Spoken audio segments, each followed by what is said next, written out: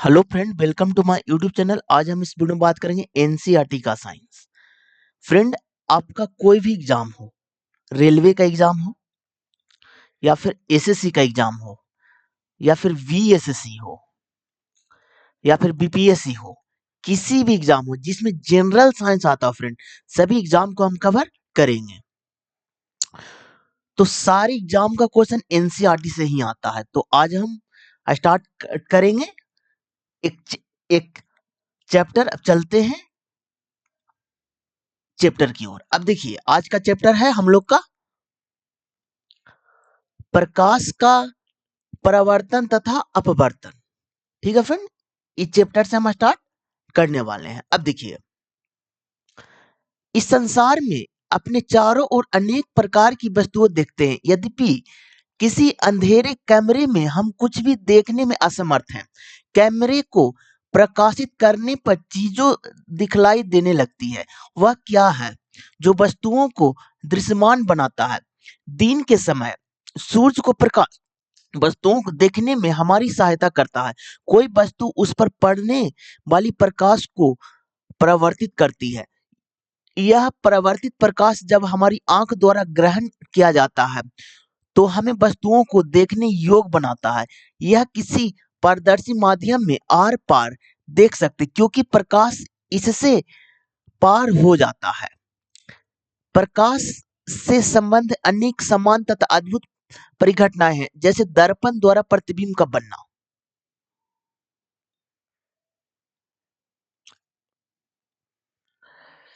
तारों का टिमटिमाना, इंद्रधनुष के सुंदर रंग, किसी माध्यम द्वारा प्रकाश को मोड़ना आदि। प्रकाश के गुणों को अध्ययन इनके अंतर्वेद में हमारी सहायता करेगा। अपने चारों ओर कुछ समान प्रकाशित परिघटना को देखकर हम यह निष्कर्ष निकाल सकते हैं कि प्रकाश सरल रेखाओं में गमन करता प्रतीत है। यह तथ्य है कि एक छोटा प्रकाश स्रोत में किसी अपारदर्शी वस्तु को तीक्ष्ण छाया बनता है, प्रकाश के इस सरलरेखीय पथ की ओर इंगित करता है, जिसे हमें प्रकाश की किरणें कहते हैं। अब देखिए फ्रेंड, एनसीईआरटी में इतना चीज लिखा हुआ है फ्रेंड। अब देखिए, प्रकाश के बारे में एनसीईआरटी में इतना चीज लिखा हुआ। अब देखिए, आगे चलते हैं। यदि प्रकाश के पथ में रखी अपारदर्शी वस्तु अत्यंत छोटी हो तो प्रकाश सरल रेखा में चलने के बजाय इसकी किनारों पर मुड़ने की प्रवृत्ति दर्शाता है। इस प्रभाव को प्रकाश का विवर्तन कहते हैं। तब वह प्रकाशित जिसमें सरलरेखी व्यवहार के आधार पर किरणों का उपयोग करते हैं असफल होने लगती है। विवरण जैसी परिघटना की व्याख्या करने के लिए प्रकाश की तरंग के रूप में माना जाता है, जिसके विस्तृत अध्ययन आप उच्च कक्षाओं में करेंगे। पुनः 20वीं शताब्दी के प्रारंभ में यह स्पष्ट हो गया कि प्रकाश के द्रव के अनिकोण के विचलन में प्रकाश का तरंग सिद्धांत अपर्याप्त है तथा प्रकाश कणों के प्रवाह की भांति व्यवहार करता है। प्रकाश की सही प्रकृति के बारे में यह उलझन कुछ वर्षों तक चलती रही है, जबकि प्रकाश का आधुनिक क्वांटम सिद्धांत उभर कर सब नहीं आया, जिसमें प्रकाश को न तो तरंग माना गया है और न ही कण को। इस नए सिद्धांत में प्रकाश कण संबंध गुण तरंग प्रकृति के सामंजस्य स्थापित किया गया है। अब देखिए, इस अध्याय में हम प्रकाश के प्रवर्तन तथा अपवर्तन की परिघटनाओं को प्रकाश के सरलरेखीय गमन का उपयोग करके अध्ययन करेंगे। यह मूल घटनाओं प्राकृतिक में घटने वाली कुछ प्राकृतिक परिघटना के अध्ययन में हमारी सहायता करेगी। हम अध्ययन में हम गोलीय दर्पण द्वारा प्रकाश के प्रवर्तन, प्रकाश के अपवर्तन एवं वास्तविक जीवन में उनके अनुप्रयोग को समझने में प्रयत्न करेंगे। अब देखिए, पढ़ते प्रकाश का परावर्तन। देखिए फ्रेंड, उच्च कोटि की पॉलिश किया हुआ पृष्ठ जैसे कि दर्पण अपने पर पड़ने वाले अधिकांश प्रकाश को परावर्तित कर देता है। आप प्रकाश के परावर्तन के नियम से पहले से ही परिचित हैं। आइए इन नियमों को स्मरण करते हैं। तो पहला नियम है, आपतन कोण परावर्तन कोण के बराबर होता है फ्रेंड। ठीक है, अब देखिए इसका मतलब क्या होता है। आपतन कोण परावर्तन कोण के बराबर होता है, ठीक है, तथा आपतित किरण दर्पण के आपतन बिंदु पर और अभिलंब तथा परावर्तित किरण सभी एक ही तल में होते हैं। परावर्तन के ये नियम गोलीय पृष्ठ सहित सभी प्रकार के परावर्तक पृष्ठों के लिए लागू होते हैं। आप समतल दर्पण द्वारा प्रतिबिंब के बनने से परिचालित है। प्रतिबिंब की क्या विशेषताएं हैं? समतल दर्पण द्वारा बना प्रतिबिंब शायद अब हवा आभासी तथा सीधा होता है। अब देखिए यहाँ पर बहुत इंपॉर्टेंट पॉइंट है फ्रेंड। समतल दर्पण द्वारा बना प्रतिबिंब हमेशा क्या बोला? समतल दर्पण द्वारा बना प्रतिबिंब हमेशा आभासी तथा सीधा होता है। ई पॉइंट को आप नोट कर लीजिएगा। आगे बढ़िए। अब देखिए प्रतिबिंब का साइज बिंब वस्तु के साइज के बराबर होता है। किसमें? समतल दर्पण में वस्तु के साइज के बराबर होता है। प्रतिबिंब दर्पण के पीछे उतनी ही दूरी पर बनता है जितना दूरी पर दर्पण के सामने बिंब को रखा जाता है, तब न वस्तु के बराबर बनेगा। अब देखिए इसके अतिरिक्त प्रतिबिंब पास पे परावर्तित होता है। यदि परावर्तक पृष्ठ वक्रीय हो तो प्रतिबिंब कैसे बनेगा? आइए आइए देखते हैं बच्चे। अब देखिए एक एग्जांपल भी एनसीईआरटी में दिया गया है। अब देखिए एक बड़ी चमकदार चम्मच लीजिए, इसके वक्रीय पृष्ठ में अपना चेहरा देखने का प्रयत्न कीजिए। क्या आप प्रतिबिंब देख पाते हैं? यह छोटा है या बड़ा है? चम्मच को धीरे धीरे अपने चेहरे से दूर ले जाइए, प्रतिबिंब को देखते रहिए यह कैसे परिवर्तित होता है। चम्मच को उल्टा कीजिए, पलटिए तथा दूसरे पृष्ठ से क्रियाप्लम को दोहराइए। अब प्रतिबिंब कैसा दिखाई देता है? दोनों पृष्ठ पर प्रतिबिंब के अभिलक्षणों की तुलना कीजिए। अब देखिए चमकदार चम्मच का वक्रीय पृष्ठ एक वक्रीय दर्पण की भांति माना जा सकता है। सबसे अधिक उपयोग में आने वाले समान वक्रीय दर्पण का प्रारूप गोलीय दर्पण है। इस प्रकार के दर्पण के परावर्तक पृष्ठ किसी गोले के पृष्ठ का एक भाग माना जा सकता है। ऐसे दर्पण जिनका परावर्तक पृष्ठ गोलीय है, गोलीय दर्पण कहलाता है फ्रेंड। अब हम गोलीय दर्पण के बारे में कुछ विस्तार से अध्ययन करेंगे। अब देखिए गोलीय दर्पण बहुत इंपॉर्टेंट है बच्चे। अब देखिए गोलीय दर्पण का परावर्तक पृष्ठ अंदर की ओर और बाहर की ओर वक्रीय हो सकता है। गोलीय दर्पण जिसका परावर्तक पृष्ठ अंदर की ओर अर्थात गोले का केंद्र की ओर वक्रीय है, वह अवतल दर्पण कहलाता है। वह गोलीय दर्पण जिसका परावर्तक सतह बाहर की ओर वक्रीय है, उत्तल दर्पण कहलाता है। इन दर्पण को आरेखित निरूपित चित्र 10.1 में किया गया है। इन चित्र को नोट कीजिए कि दर्पण का पृष्ठभाग छायांकित है। अब आप समझ सकते हैं कि चम्मच का अंदर की ओर वक्रीय पृष्ठ लगभग अवतल दर्पण जैसा है तथा चम्मच का बाहर की ओर उभरा पृष्ठ लगभग उत्तल जैसा है। गोलीय दर्पण के बारे में और अधिक ज्ञान प्राप्त करने से पहले आइए हम कुछ शब्द अथवा पर्दों को जाने तथा उन्हें समझे। ये शब्द गोलीय दर्पण के बारे में चर्चा करते समय सामान्यतः प्रयोग में आते हैं। गोलीय दर्पण के परावर्तक पृष्ठ के केंद्र को दर्पण के ध्रुव कहते हैं। यह दर्पण के पृष्ठ पर स्थित होता है। ध्रुव को अक्षर प्राय पी अक्षर से निरूपित किया जाता है, जिसे इंग्लिश में हम लोग पोल कहते हैं बच्चे। ठीक है, पोल कहते हैं, POLE। आगे बढ़िए। अब देखिए गोलीय दर्पण का परावर्तक पृष्ठ एक गोले का भाग है। इस गोले का केंद्र गोलीय दर्पण का वक्रता केंद्र कहलाता है। यह अक्षर C से निरूपित किया जाता है। कृपया ध्यान दें कि वक्रता केंद्र दर्पण का भाग नहीं है, यह परावर्तक पृष्ठ के बाहर स्थित है। अवतल दर्पण का वक्रता केंद्र परावर्तक पृष्ठ के सामने स्थित होता है। यद्यपि उत्तल दर्पण में यह दर्पण के परावर्तक पृष्ठ के पीछे स्थित होता है। यह तत्व अब चित्र 10.2 में तथा 10.2b में नोट कर सकते हैं। गोलीय दर्पण का परावर्तक पृष्ठ जिसे गोले का भाग है, उसका रेडियस दर्पण की वक्रता त्रिज्या कहलाती है। इस अक्षर को R से निरूपित किया जाता है बच्चे। ध्यान दीजिए कि P से दूरी वक्रता त्रिज्या के बराबर है। गोलीय दर्पण के ध्रुव तथा वक्रता त्रिज्या से गुजरने वाली एक सीधी रेखा की कल्पना कीजिए। इस रेखा को दर्पण मुख्य अक्ष कहते हैं।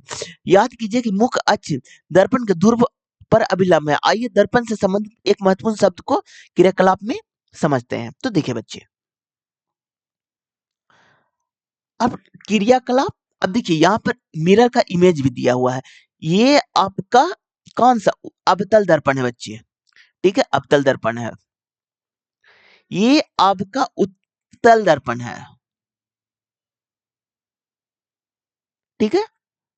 गोलीय दर्पण के आरेखित निरूपित छायांकित भाग को प्रवर्तक नहीं है बच्चे। चलिए आगे। अब देखिए क्रियाकलाप 10.2, चेतावनी, सूर्य की ओर या दर्पण द्वारा प्रवर्तित सूर्य के प्रकाश की ओर सीधा मत देखिए, यह आपकी आंख को क्षतिग्रस्त कर सकता है। अब देखिए इसमें बोला गया ना कि सूर्य की ओर दर्पण द्वारा प्रवर्तित सूर्य के प्रकाश को सीधा मत देखिए, ये आपके आंख को क्षतिग्रस्त कर सकता है। एक अवतल दर्पण को अपने हाथ से पकड़िए तथा इसके परावर्तक पृष्ठ को सूर्य की ओर कीजिए। अब देखिए दर्पण द्वारा परावर्तित प्रकाश को दर्पण के पास रखी एक कागज की शीट पर डालिए। कागज की शीट को धीरे धीरे पीछे कीजिए तब तक कि आपका कागज का शीट एक प्रकाश का एक चमत्कार तीक्ष्ण बिंदु प्राप्त न हो जाए। दर्पण तथा कागज को कुछ मिनट के लिए उस स्थिति में पकड़ रखिए। अब आप देखिए ऐसा क्यों होता है, आगे बढ़िए बच्चे। अब देखिए सर्वप्रथम कागज सुलभन प्रारंभ करता है और धुआं उठने लगता है, अंततः यह आग भी पकड़ सकता है। अब क्यों जलता है?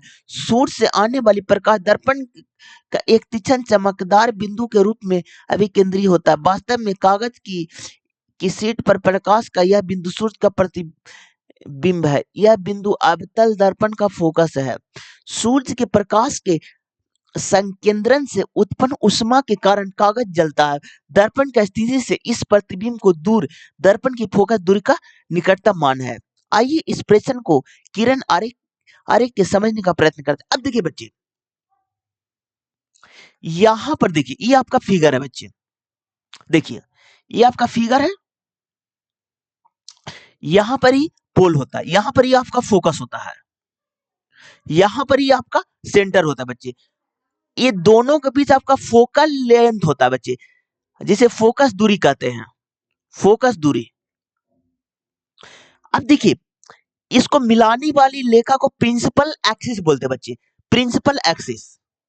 अब देखिए यहां से यहां तक की रेडियस बोलते हैं, रेडियस ऑफ कर्वेचर बोलते हैं बच्चे।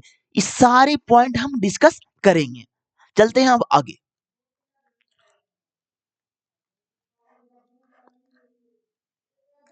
अब देखिए चित्र 10.2 को एक ध्यान पूर्वक देखिए। अब अवतल दर्पण पर मुख्य अक्ष के समानांतर कुछ किरणें आपतित हो रही है।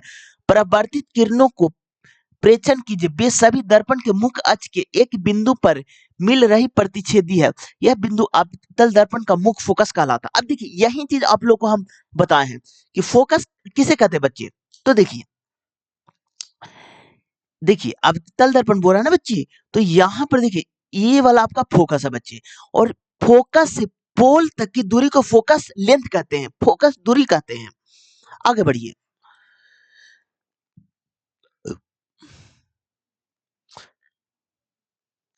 इस इस प्रकार चित्र 10.2 बी को ध्यान पूर्वक देखिए। उत्तल दर्पण द्वारा मुख्य अक्ष के समानांतर किरणें किस प्रकार परावर्तित होती है। परावर्तित किरणें मुख्य अक्ष पर एक बिंदु से आती हुई प्रतीत होती है। यह बिंदु अवतल दर्पण का मुख्य फोकस कहलाता है। देखिए यही चीज को आपको डिस्कस किए थे ना कि परावर्तित किरण मुख्य अक्ष पर एक बिंदु से आती हुई प्रतीत होती है। यह बिंदु उत्तल दर्पण का मुख्य फोकस कहलाता है। मुख्य फोकस को अक्षर एफ द्वारा निरूपित किया जाता है। गोलीय दर्पण के ध्रुव तथा मुख्य फोकस के बीच की दूरी को फोकस दूरी कहते हैं। अब देखिए अब यहां पर ये आपका अवतल दर्पण है बच्चे, ये आपका पोल होता है, ये आपका फोकस होता है, ये आपका सेंटर होता है, ये आपका अनंत होता है बच्चे। तो यहां पर फोकस होता है बच्चे, और फोकस से पोल तक की दूरी को फोकस लेंथ बोलते हैं, जैसे हम लोग हिंदी में फोकस दूरी कहते हैं, फोकस दूरी।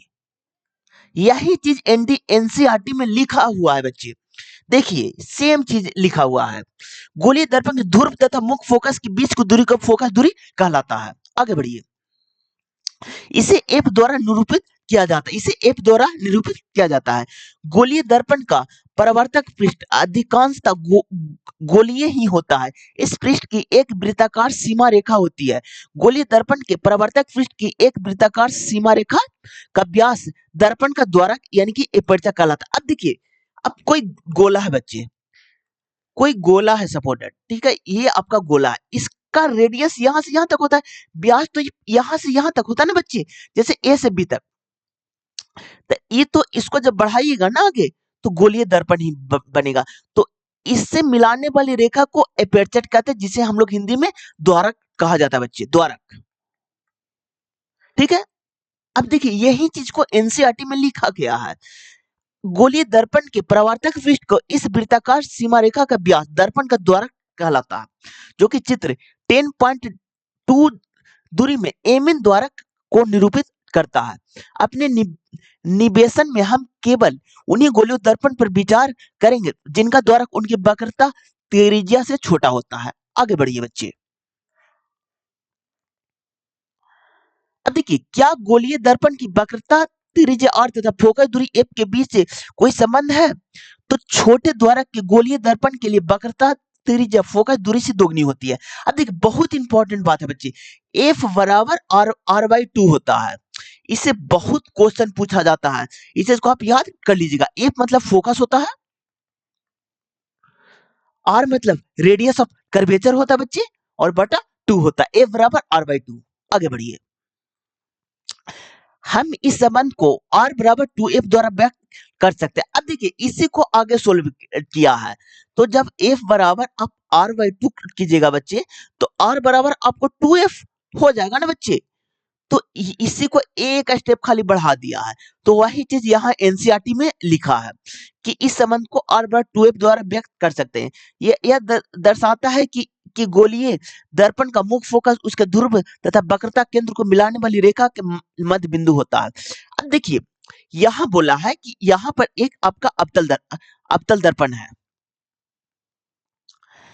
अब क्या बोला है बच्चे, यह दर्शाते कि किसी गोलीय दर्पण के मुख्य फोकस, यानी कि यहाँ पर पोल होता है बच्चे, यहाँ पर फोकस होता है, यहाँ पर आपका सेंटर होता है। किसी गोलीय दर्पण के मुख्य फोकस यहाँ, और उसके ध्रुव, ध्रुव यानी कि पोल, ध्रुव तथा वक्रता केंद्र को मिलाने वाली रेखा के मध्य बिंदु होती है। हाँ, मध्य बिंदु होती है। तो यही चीज डायग्राम में हम बताएं बच्चे। चलिए आगे। अब देखिए, गोलीय दर्पण द्वारा प्रतिबिंब बनना। अब देखिए, गोलीय दर्पण द्वारा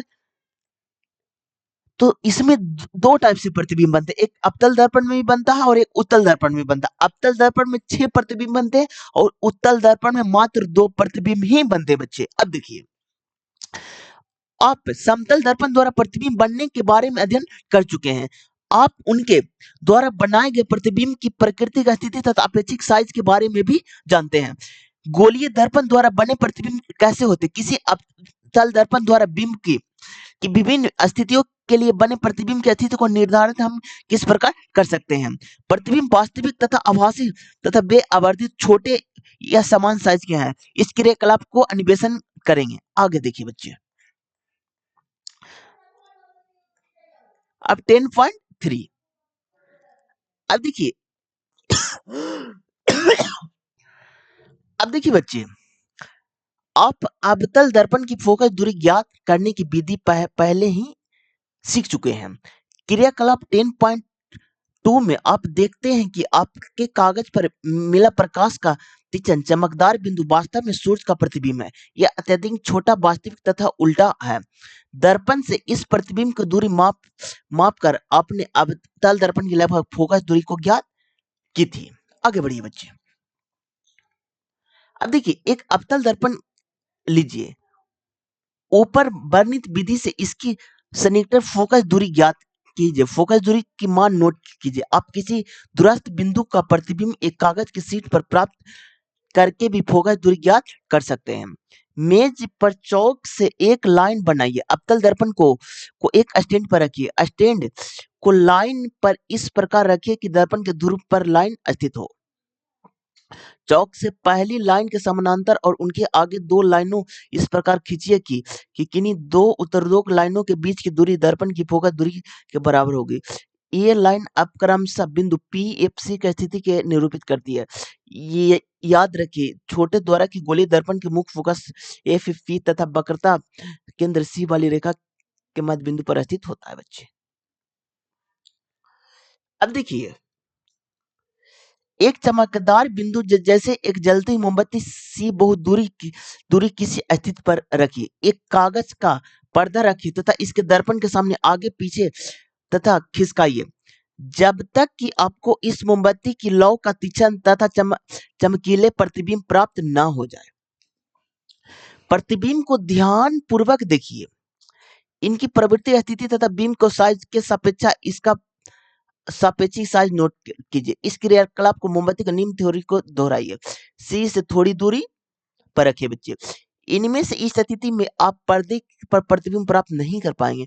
इस अवस्था में बिंब की स्थिति की अनुवृत्ति कीजिए, तब आभासी प्रतिबिंब को सीधा दर्पण से देखिए। अपने प्रतिक्षण को नोट कीजिए और सारणीपूर्वक अध्ययन कीजिए। आगे बढ़िए बच्चे।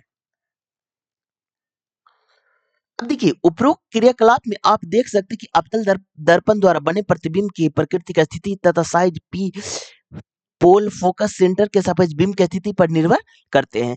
बिंब की कुछ स्थितियों के लिए बनने वाले प्रतिबिंब वास्तविक हैं। बिंब की कुछ दूसरी स्थितियों के लिए यह आभासी होता है। बिंब की स्थिति के अनुसार ही प्रतिबिंब आवर्धी छोटा या समान साइज का होता है। इस प्रशिक्षण को आपके निर्देश के लिए सारणी 10.0 में 10.1 में दिया गया है।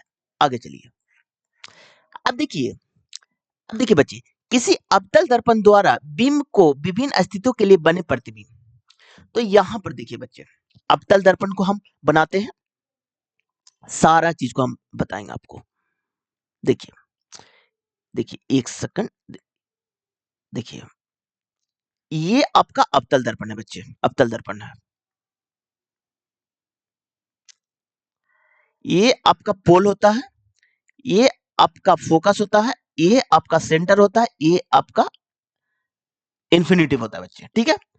अनंत पर, जब वस्तु को आप अनंत पर रखिएगा, ठीक है, तो इससे एक रेखा कीजिए। देखिए, जब वस्तु को अनंत पर रखिएगा ना, तो वहां जो कि प्रतिबिंब बनेगा, जो कि प्रतिबिंब वो फोकस पर बनेगा बच्चे, अनंत का फोकस पर बनता है बच्चे। यहां पर देखिए, इसको 1 नंबर से इंडिकेट कीजिए और इसको भी 1 नंबर से। आगे बढ़िए। अब देखिए, कलर हम चेंज करके बताएंगे बच्चे। अब देखिए, सी से परे मतलब कि अनंत और एफ के बीच में, तो यहां पर मान के चलिए, ठीक है, 2 नंबर मान के चलिए इसको।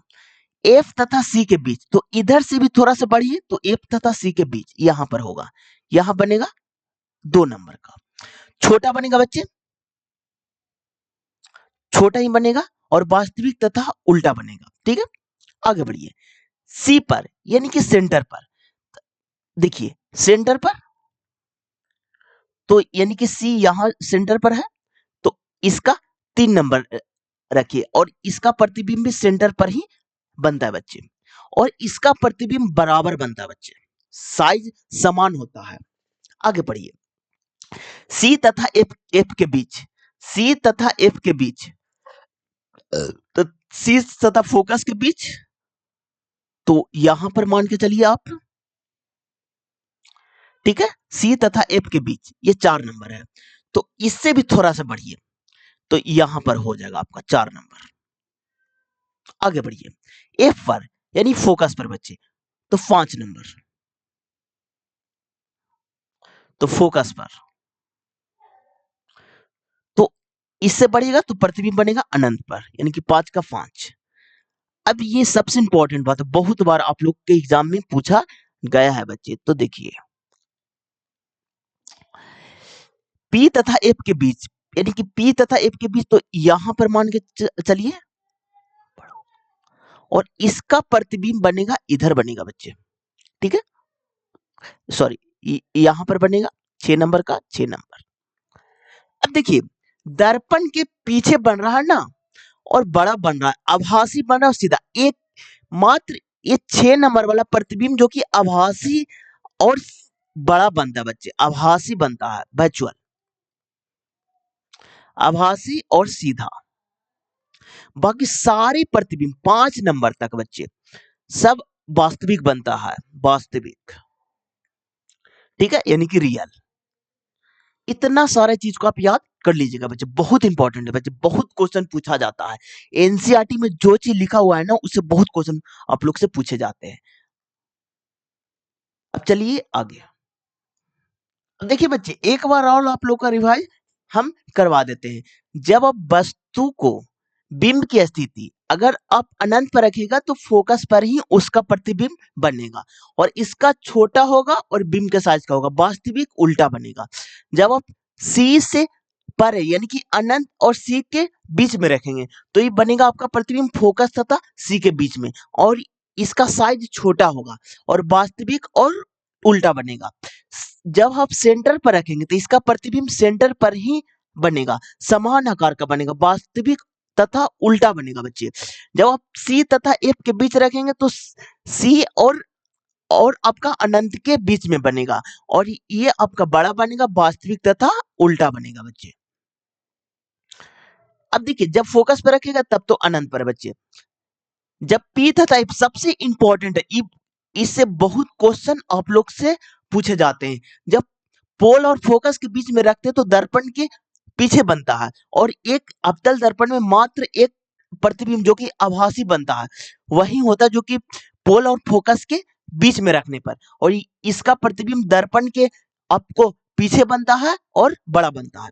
इस 6 नंबर सबसे इंपॉर्टेंट है बच्चे, सबसे ज्यादा एग्जाम में इसी से क्वेश्चन पूछा जाता है। अब देखिए, इसको पूछने का रीजन भी क्या है, क्योंकि अवतल दर्पण में जितना भी प्रतिबिंब है सब वास्तविक बनता है, लेकिन एक एक यही केस है जो कि पोल और फोकस के बीच में रखने पर दर्पण के पीछे बनता और आभासी बनता है, इसीलिए एग्जाम में सबसे ज्यादा इसी से क्वेश्चन आपसे पूछे जाते हैं। अब चलते हैं आगे।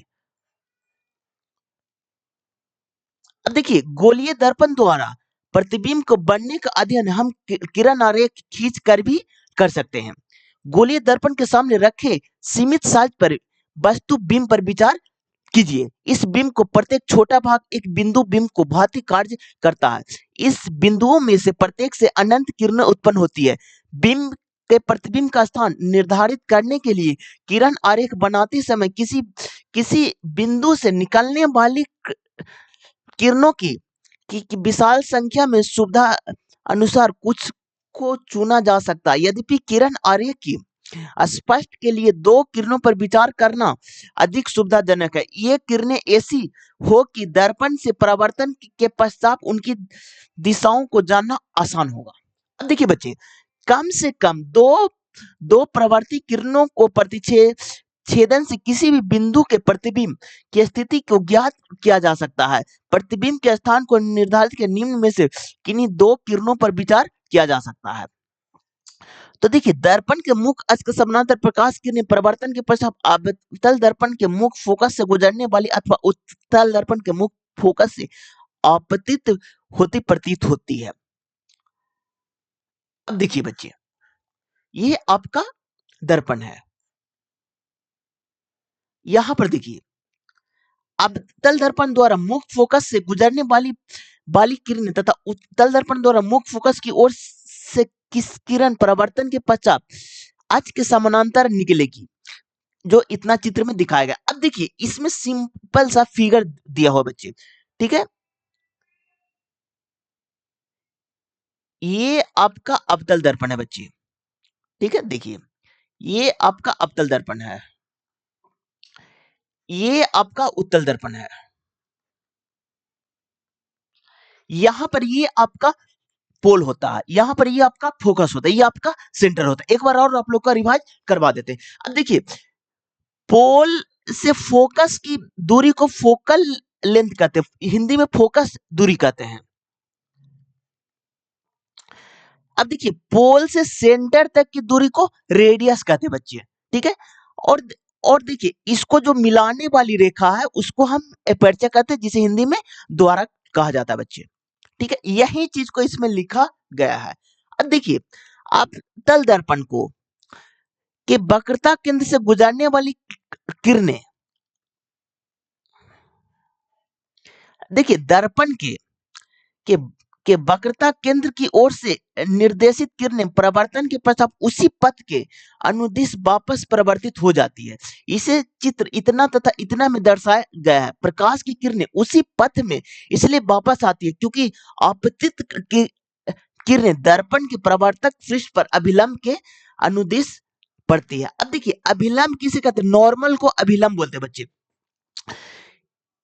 अब देखिए अवतल दर्पण चित्र इतना अथवा उत्तल दर्पण में इस बिंदु पर P, जिसे हम लोग पोल कहते हैं, हिंदी में इसे ध्रुव ध्रुव कहते हैं बच्चे, की ओर मुख्य अक्ष से तिर्यक रेखा से आपतित किरणें तिर्यक दिशा में परिवर्तित होती है। आपतित तथा परिवर्तित किरणें आपतन बिंदु मुख्य अक्ष के समान कोण पर परिवर्तन के नियम को फॉलो करता है बच्चे।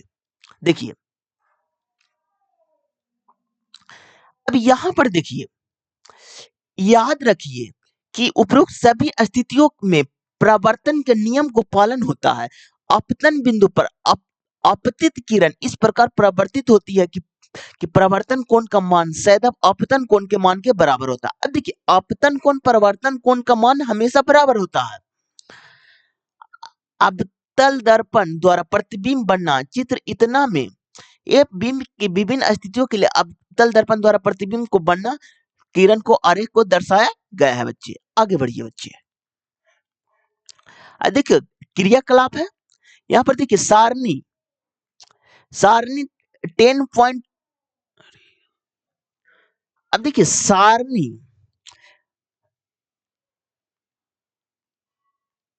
सारणी 10.0 में दिए गए बिंब की स्थिति के लिए स्वस्थ किरण आरेख खींचिए। अब देखिए प्रतिबिंब का स्थान निर्धारित करने के लिए आप पूर्व अनुच्छेद में वर्णित कोई भी दो किरणों ले सकते हैं। अपने चित्र की तुलना में चित्र 10.7 में दिए गए चित्र को देखिए। प्रत्येक दशा में बनने वाले प्रतिबिंब के प्राकृतिक स्थिति तथा अपेक्षित साइज का वर्णन कीजिए। अपने परिणामों को सुविधाजनक प्रारूप सारणीबद्ध करना है बच्चे। आगे बढ़िए। अब देखिए इस सारे फिगर दिया हुआ है बच्चे। अब देखिए यहां पर देखिए, यहां पर ये अवतल दर्पण है बच्चे। यहां पर देखिए पोल होता है, फोकस होता है, सेंटर होता है बच्चे। यहां पर देखिए ये अनंत है। तो जब अनंत से किरणें जब निकलेगी, जब पैरेलल निकलेगी ना, तो फोकस से ही बाहर आ जाएगी बच्चे। ठीक है, यही चीज को फिगर में दिखाया गया है, सारे फिगर में। अब देखिए अवतल दर्पण का उपयोग, इससे भी बहुत क्वेश्चन आप लोग से पूछे जाते हैं। अब देखिए जो एनसीईआरटी में जो चीज लिखा रहता है, सेम क्वेश्चन एग्जाम में पूछे जाते हैं। तो यहाँ पर देखिए अवतल दर्पण का उपयोग सामान्यतः टॉर्च में, सर्च लाइट में तथा वाहनों के अग्निदीपों यानी कि हेडलाइट में प्रकाश का शक्तिशाली समानांतर किरणों पुंज करने के लिए किया जाता है। इन्हें प्राय चेहरे का बड़ा प्रतिबिंब देखने के लिए सेविंग दर्पण के रूप में उपयोग करते हैं। दंत विशेषज्ञ अवतल दर्पण का उपयोग मरीजों के दांतों को बड़ा प्रतिबिंब देखने के लिए करते हैं। सौर भट्टियों में सूरज के प्रकाश को केंद्रित करने के लिए अवतल दर्पण का उपयोग किया जाता है। अब देखिए बच्चे, अवतल दर्पण आप लोग का जो कि छोटा प्रतिबिंब को बड़ा दिखाता है, छोटा को बड़ा दिखाता है। तो यहाँ पर देखिए एग्जाम्पल में आपका दिया हुआ है, जैसे यहाँ पर देखिए सेविंग के लिए, तो जब आप सेविंग कराने के लिए जाइएगा तो आपका छोटा छोटा चीज है, तो उसको बड़ा देखने के लिए अवतल दर्पण का इस्तेमाल किया जाता है। अब देखिए अवतल दर्पण में आपका क्या होता है, यहाँ पर देखिए अब दांत के लिए जब आप डॉक्टर के पास जाइएगा तो दांत तो आपका छोटा छोटा होता है, तो उसको बड़ा दिखाने के लिए अवतल दर्पण का ही इस्तेमाल किया जाता है। अब देखिए और दांत को बड़ा देखने के लिए सौर भट्टियों में सूरज के प्रकाश को केंद्रित करने के लिए, हाँ सौर भट्टियों में जब देखिए कोई भी प्रकाश आएगी तो मतलब कि रिफ्लेक्ट होगी ना, इसलिए अवतल दर्पण का ही इस्तेमाल किया जाता है। अब देखिए उत्तल दर्पण द्वारा प्रतिबिंब बनना, अब उत्तल दर्पण में दो ही प्रतिबिंब बनते हैं बच्चे। अब देखिए हमने अवतल दर्पण द्वारा प्रतिबिंब बनने के बारे में अध्ययन किया है। हम अब उत्तल दर्पण द्वारा प्रतिबिंब बनने के बारे में अध्ययन करेंगे। तो यहाँ पर देखिए क्रियाकलाप है, कोई उत्तल दर्पण लीजिए, इसे हाथ में पकड़िए, दूसरे हाथ में एक सीधी खड़ी पेंसिल पकड़िए, दर्पण में पेंसिल का प्रतिबिंब देखिए, प्रतिबिंब सीधा या उल्टा, क्या यह छोटा अथवा वर्धित बड़ा है? अब देखिए बच्चे, नहीं, पेंसिल को धीरे धीरे दर्पण से दूर ले जाइए, क्या प्रतिबिंब छोटा होता जाता है और बड़ा होता जाता है? क्रियाकलाप को सावधान पूर्वक दोहराइए, बताइए कि जब बीम को दर्पण से दूर ले जाते हैं तो प्रतिबिंब फोकस के निकट अथवा अथवा उससे उससे और दूर चला जाता है।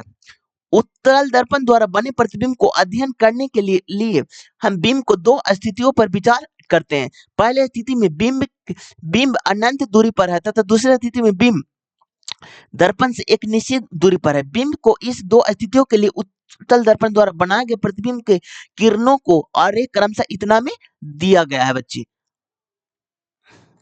अब देखिए, आपको बताए थे ना, उत्तल दर्पण में दो ही प्रतिबिंब बनते हैं। एग्जाम में ज्यादातर क्वेश्चन अवतल दर्पण से ही पूछा जाता है, क्योंकि उसमें 6 प्रतिबिंब बनते हैं। उत्तल दर्पण में 2 प्रतिबिंब बनते हैं, तो उसके अपेक्षा इसमें क्वेश्चन कम पूछे जाते हैं।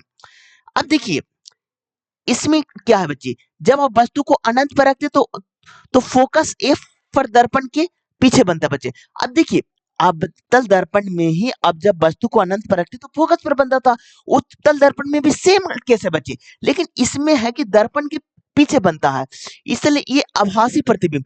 और उत्तल दर्पण में प्रतिबिंब आभासी और सीधा होता है बच्चे, और छोटा ही होता है। प्रतिबिंब का साइज उत्तल दर्पण में छोटा होता है बच्चे।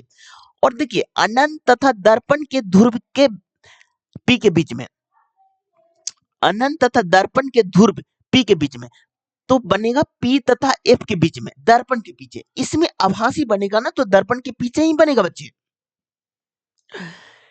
अब देखिए, इसमें दो ही टाइप के प्रतिबिंब बनते हैं।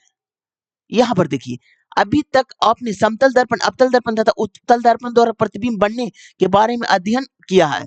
इनमें से कौन सा दर्पण किसी बिंब को पूरा प्रतिबिंब बनाएगा? आइए एक क्रियाकलाप को अन्वेषण करते हैं।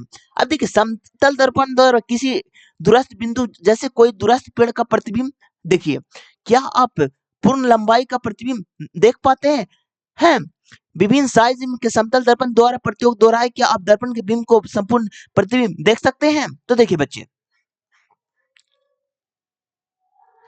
इस क्रियाकलाप को अवतल दर्पण लेकर दोहराइए, क्या यह दर्पण की बिंब की पूरी लंबाई का प्रतिबिंब बना पाता है? एक एक उत्तल दर्पण, इस प्रयोग को दोहराइए, क्या आपको सफलता मिली है? अपने परीक्षण के कारण सहित व्याख्या कीजिए बच्चे। अब देखिए, आप एक छोटे उत्तल दर्पण में किसी ऊंची भवन, पेड़ को पूर्ण लंबाई का प्रतिबिंब देख सकते हैं।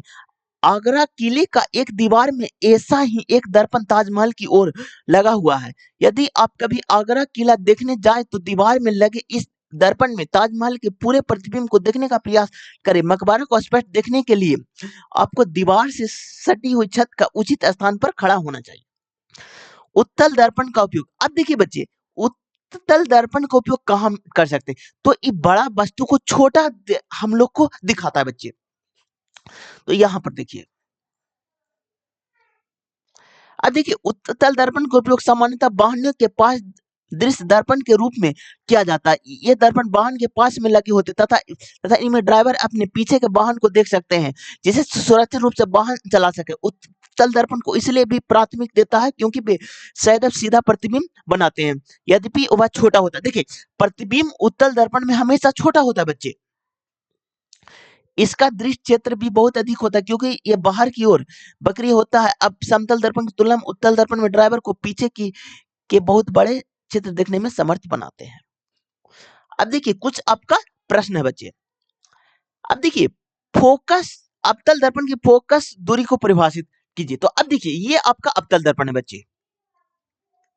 यहां पर ये पोल होता है, ये आपका फोकस होता है, ये आपका सेंटर होता है, ये आपका इन्फिनिटिव होता है बच्चे।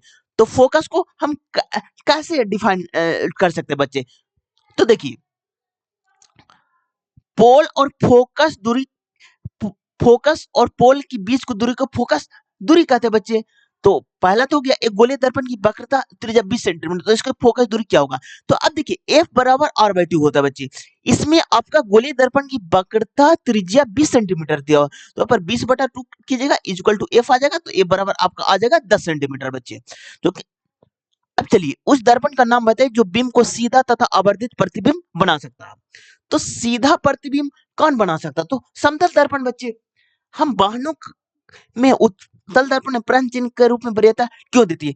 क्योंकि वो आपको बड़ा चीज को छोटा के रूप में दिखाता है। अगर बड़ा बीम है तो उसको छोटा के रूप में दिखाता है। अगर कोई बड़ा ट्रक है तो अगर आप साइज मिरर में देखिएगा तो बहुत बड़ा ट्रक को छोटा के रूप में आपको दिखाता है बच्चे। चलिए अब आगे। अब देखिए गोलीय दर्पण द्वारा प्रवर्तन के लिए चिन्ह प्रपाटी। अब यहाँ पर देखिए गोलीय दर्पण द्वारा प्रकाश के प्रवर्तित पर विचार करते समय हम एक निश्चित चिन्ह प्रपाटी का पालन करेंगे जिसे नई कार्तिक चिन्ह प्रपाटी कहते हैं। इस प्रपाटी में दर्पण के ध्रुव को मूल बिंदु मानते हैं। चित्र इतना में दर्पण के मुख्य अक्ष को निर्देशांक पद्धति का एक अक्षर में लिखा गया है। यह परिपाटी निम्न प्रकार का है। बिंब सदैव दर्पण के बाईं ओर रखा जाता है। इसका अर्थ है कि दर्पण पर बिंब से प्रकाश के बाईं ओर आपतित होती है बच्चे। अब देखिए मुख्य अक्ष के समानांतर सभी दूरी दर्पण के ध्रुव से मापी जाती है। अब देखिए हाँ एक चीज हमेशा फोकस कीजिएगा बच्चे, ये आपका अवतल दर्पण है। कोई भी चीज आपको पोल से ही मापा जाएगा क्योंकि फोकस है, ये आपका सेंटर है, ये आपका उत्तल दर्पण है बच्चे। ठीक है, तो कोई भी चीज पोल से ही मापा जाता है बच्चे। बहुत इंपॉर्टेंट लाइन है, आगे बढ़िए। अब देखिए मूल बिंदु के दाईं ओर और प्लस के अनुदेश में मापी जाती सभी दूरियां धनात्मक होती है। बिंदु के एक्स अक्ष के माइनस अनुदेश मापी जाती है दूरियां ऋणात्मक होती है। आगे बढ़िए बच्चे। अब देखिए मुख्य अक्ष के लंबवत तथा ऊपर की ओर प्लस वाई अक्ष से अनुदिश मापी जाने वाली दूरियां धनात्मक होती है। अब देखिए यहाँ पर सारा चीज दिया गया है बच्चे। यहाँ पर देखिए इधर ऊंचाई की ओर प्लस होगा बच्चे, बाई और यहां से इधर माइनस। एक सेकंड बच्चे, इधर देखिए दर्पण से बाई की ओर आपका माइनस होगा बच्चे, दर्पण के दाई की ओर आपका पॉजिटिव होगा। इधर आपका लेफ्ट होता है, इधर आपका राइट होता है बच्चे। ठीक है, और देखिए दर्पण की ऊंचाई बिंब की ओर तो आपका पॉजिटिव होगा बच्चे, और ऊंचाई के नीचे की ओर तो आपका निगेटिव होगा बच्चे। बहुत इंपॉर्टेंट है बच्चे, इससे रेलवे में तो मत पूछिए कितना क्वेश्चन पूछा जाता है। अब देखिए मुख्य अक्ष के लंबवत तथा नीचे की ओर बाह्य अक्ष के अनुदेश मापी जाने वाली दूरियां ऋणात्मक मापी जाती है। उपरोक्त नई चिन्ह प्रपाटी आपको संदर्भ के लिए चित्र इतना में दर्शाया गया। यह चिन्ह प्रपाटी दर्पण द्वारा सूत्र प्राप्त करने से संबंधित अंकित प्रश्न को हल करने के लिए प्रस्तुत की गई है।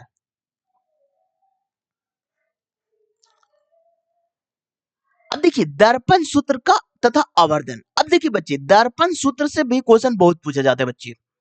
एग्जाम में एक क्वेश्चन आपको रहेगा ही रहेगा, चाहे आप रेलवे ग्रुप डी का पेपर ले लीजिए, एनटीपीसी ले लीजिए, जेई ले लीजिए, एलपी ले लीजिए, टेक्नीशियन ले लीजिए, एसएससी ले लीजिए, बीपीएससी ले लीजिए, किसी भी एग्जाम में बच्चे दर्पण सूत्र से क्वेश्चन रहता ही रहता है। अब देखिए गोलीय दर्पण में इनके ध्रुव से बिंब की दूरी यू कहलाती है, यानी कि वस्तु को दूरी को यू कहते बच्चे। दर्पण के ध्रुव से प्रतिबिंब को दूरी को भी कहलाते हैं बच्चे।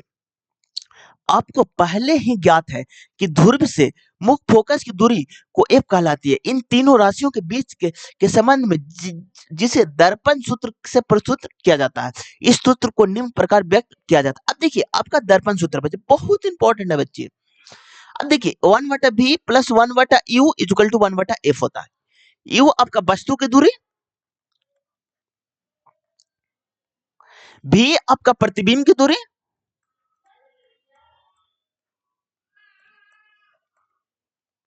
एफ होता है आपका फोकस। इतना चीज को आप याद कर लीजिएगा बच्चे, आगे बढ़िए। अब देखिए यह संबंध सभी प्रकार के गोलीय दर्पण के लिए बिंब की सभी स्थितियों के लिए मान है। प्रश्न को हल करते समय जब आप दर्पण सूत्र में u v f तथा r के मान को प्रतिस्थापित करें तो आपको नई कीर्तिमान चिन्ह का प्रयोग करना है। अब देखिए आपको चिन्ह प्रॉपर्टी को यूज करना आएगा ना, तब ना आप लीजिएगा कि u कहाँ माइनस लेना है, कहाँ v माइनस लेना, कहाँ प्लस लेना, f कहाँ माइनस लेना, कहाँ प्लस लेना है। आगे बढ़िए बच्चे।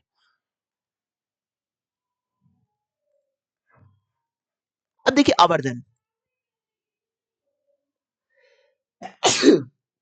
देखिए गोलीय दर्पण द्वारा उत्पन्न आवर्धन वह अपेक्षित विस्तार है जिससे ज्ञात होता है कि कोई भी प्रतिबिंब बिंब के सापेक्ष कितना गुना आवर्धित है। इसे प्रतिबिंब की ऊंचाई तथा बिंब की ऊंचाई के अनुपात के रूप में व्यक्त किया जाता है। यदि h बिंब की ऊंचाई तथा h प्रतिबिंब की ऊंचाई हो तो गोलीय दर्पण द्वारा उत्पन्न आवर्धन क्या होगा।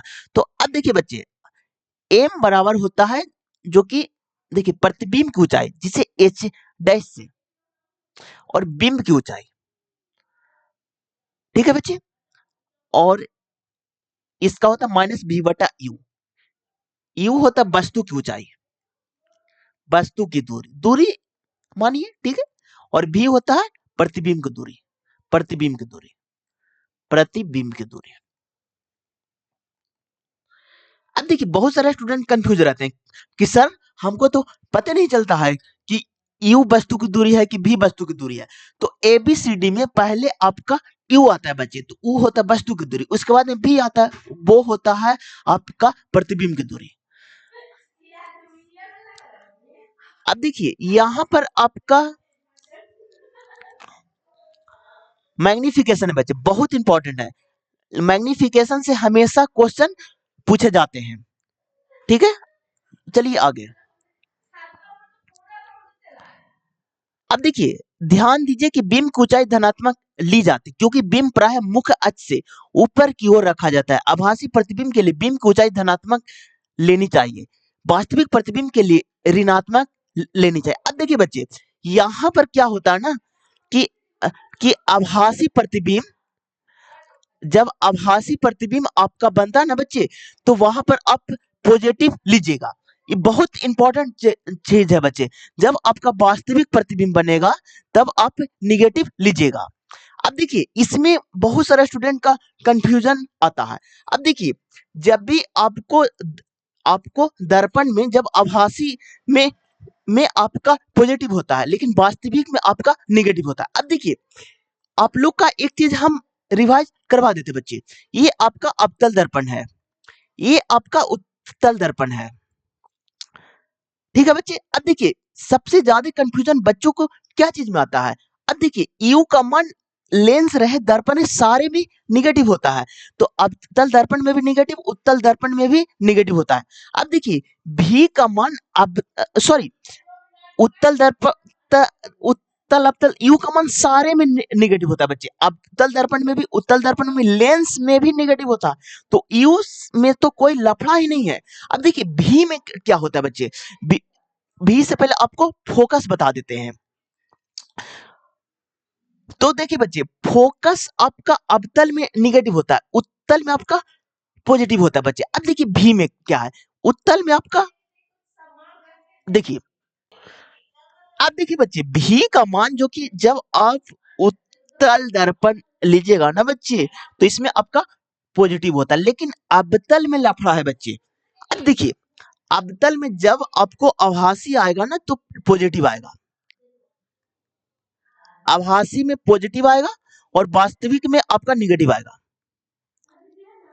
निगेटिव आएगा। इतना चीज को आप याद कर लीजिएगा बच्चे। एक बार और आप लोग का रिवाइज करवा देते हैं। एफ फोकस में उत्तल में आपका पॉजिटिव आएगा और अवतल में निगेटिव आएगा। यू का मान सारे में निगेटिव आता है बच्चे, अवतल रहे, उत्तल रहे, लेंस रहे, कुछ भी रहे, यू का मान निगेटिव आता है बच्चे। अब देखिए भी का मान उत्तल में पॉजिटिव आता है बच्चे, लेकिन अवतल में अगर आपको आभासी है तो प्लस हो जाएगा, वास्तविक है तो माइनस हो जाएगा। इतना चीज को आप याद कर लीजिएगा। चिन्ह प्रॉपर्टी इससे ज्यादा नहीं है बच्चे। अब चलते हैं आगे बच्चे। अब देखिए मान लीजिए धनात्मक चिन्ह से ज्ञात होता है कि प्रतिबिंब वास्तविक है, आवर्धन के मान धनात्मक चिन्ह बताता है कि प्रतिबिंब आभासी है, ठीक है बच्चे। यही चीज को लिखा गया है एनसीईआरटी में। अब देखिए एक आपका क्वेश्चन है बच्चे, किसी ऑटोमोबाइल में पीछे का दृश्य देखने के लिए उपयोग होने वाले उत्तल दर्पण की वक्रता त्रिज्या इतना सेंटीमीटर है। यदि एक बस इस दर्पण को इतना मीटर की दूरी पर स्थित है तो बीम की स्थिति प्रकृति का साइज क्या होगा? तो यहाँ पर देखिए बच्चे, बहुत अच्छा क्वेश्चन है जो कि आप सोल्व कीजिएगा, जो कि आ जाएगा इसका 0.23 बच्चे। एक बार क्वेश्चन को सोल्व कीजिएगा, अगर आपसे सोल्व नहीं होगा बच्चे तो हम कल बता देंगे, ठीक है। चलिए ये भी क्वेश्चन आप सोल्व कीजिएगा बच्चे। आज के वीडियो में इतना ही बच्चे। अगर आपको वीडियो अच्छा लगा हो तो लाइक कर दीजिएगा, सब्सक्राइब कर दीजिएगा बच्चे।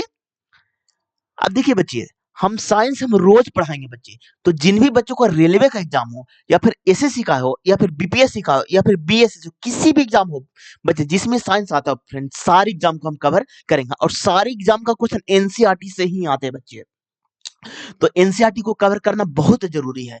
तो कल हम पढ़ाएंगे प्रकाश का अपवर्तन, ठीक है बच्चे। अगर आपको वीडियो अच्छा लगा तो लाइक कर दीजिएगा, सब्सक्राइब कर दीजिएगा। Thank you friend, thank you.